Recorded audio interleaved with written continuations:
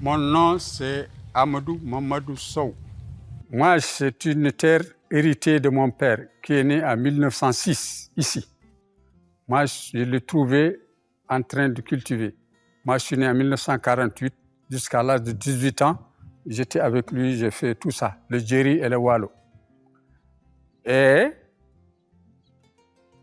à ma connaissance, les gens ont bien cherché à acquérir un dossier pour certifier que la terre leur appartient, mais ils ne l'ont jamais eu. Et comme nous n'avons pas de titre foncier, ce qui nous donne la propriété de la terre,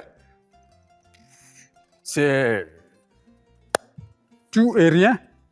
On a la terre, on dit que c'est pour nous, mais on ne peut pas la valoriser. Donc, la politique pour nous, de la terre, pour le moment, ne nous arrange pas.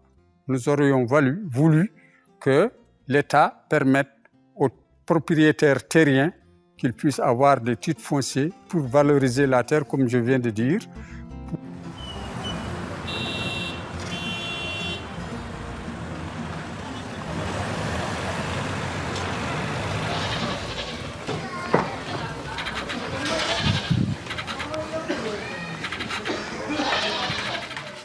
Je m'appelle Yahya Mamadou Diop.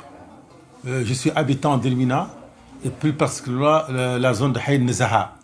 Et cette maison, c'est moi qui l'ai construite. Depuis 2006, j'habite dans cette maison, ma famille et moi. Demain, je peux mourir. Demain, ça peut être l'objet d'un conflit, d'un problème entre moi et mes voisins. Et donc, si je n'ai pas de titre foncier, si je n'ai pas de documents qui prouvent vraiment que c'est ma propriété, je vais avoir des problèmes. Et surtout, nous, chez nous, bon, l'héritage est très important. Si je meurs demain et que je n'ai pas de papier, ça va être un peu difficile de faire l'héritage de mes enfants. Et chez nous, on ne peut pas dormir tranquillement dans la tombe tant que l'héritage n'est pas fait. Donc, le titre foncier est très important. Les difficultés, c'est les procédures. Les procédures sont très lourdes pour avoir les permis. On a tenté plusieurs fois, mais c'est impossible. Parce que si on part vers le Hakem dit non, c'est arrêté, nous, on fait plus de... On part vers le ministère de l'Habitat, le ministère de l'Habitat dit non, on ne fait pas de permis. Si on part vers le Wali dit non, on ne fait pas de permis, on ne fait pas de documents. Donc on est resté comme ça sans documents. Jusqu'à présent, donc la situation n'est pas débloquée. Une fois j'ai mon titre foncier, je peux avoir un prêt au niveau de la banque, et ça va me développer, je peux le fructifier, je peux faire le commerce, je peux investir ça au niveau de ma maison, je peux aider mes enfants, etc., avec le prêt bancaire.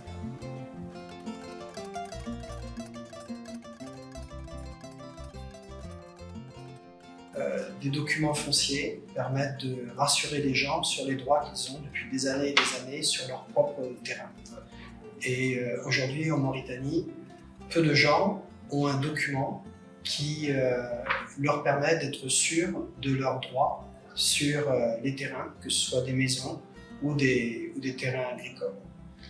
Ça ne pose pas forcément de problème, mais au fur et à mesure que l'économie progresse, que le marché foncier avance, alors les gens ont besoin de documents pour les transactions, pour les héritages, pour les morcellements des parcelles. Et c'est très difficile à obtenir un document, ça coûte cher, ça demande du temps. Et donc c'est en ce sens que la Banque mondiale essaye de participer au dialogue sur les politiques foncières, notamment c'était le cas en Mauritanie, pour voir avec les gouvernements qu'est-ce qui peut être envisagé pour améliorer la situation. L'idée a été de lancer des opérations pilotes pendant 2 ans et demi avec le projet de gouvernance du secteur public, avec l'idée de produire des résultats concrets qui allaient alimenter le dialogue sur la réforme foncière. C'est un grand chantier, ça dure longtemps, c'est compliqué, ça avance, ça recule parfois. Et en tout cas, on a été là pendant quelques années pour essayer d'accompagner ce mouvement.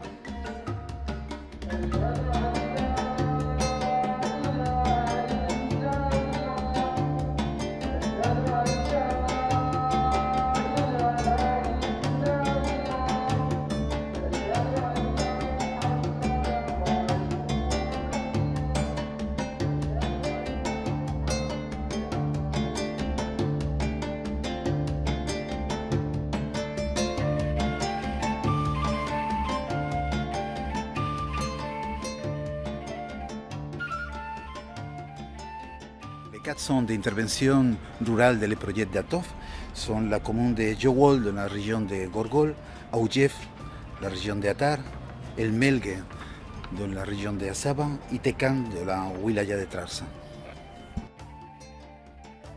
Mon nom est Olivier Petre et je suis le directeur d'Agraire et donc le directeur de ce projet ATOF. Assistance technique pour la conduite d'opérations pilotes de sécurisation foncière en milieu rural et en milieu urbain. Donc Agraire est une société de conseil, une société d'assistance technique pour des projets s'inscrivant dans le cadre de coopération internationale. Elle a 65 ans et elle est spécialisée dans le conseil en développement rural au sens large, désenclavement, production, tout ce qui concerne le génie rural, mais également en gestion de finances publiques et donc en assistance technique. Ce que nous faisons ici peut nous aider dans d'autres projets et nous mutualisons, si vous voulez, cette expérience collective pour développer de nouveaux outils, étant des outils liés à la géographie des lieux, liés à la détermination des superficies, donc des outils techniques que des commissions foncières locales, le management, si vous voulez, de toute la publication des résultats fonciers envers les populations pour qu'eux-mêmes comprennent le concept de sécurisation foncière, se l'approprient et demandent aux autorités un titre foncier in fine. Donc nous faisons un appui aux autorités pour délivrer un titre foncier. Nous faisons ça ici, nous faisons ça dans beaucoup de pays d'Afrique. Et l'expérience acquise est cumulée pour permettre finalement d'avoir une mise en œuvre beaucoup plus efficace et beaucoup plus efficiente dans tous les pays où Agraire est présent.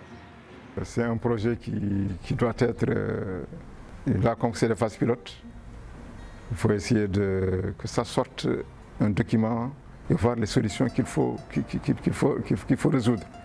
Il faut améliorer aussi peut-être les textes, voir un peu là où il y a des petits problèmes qui se posent pour la régulation foncière, les améliorer ou faire des choses qui nous permettra de booster un peu la réforme.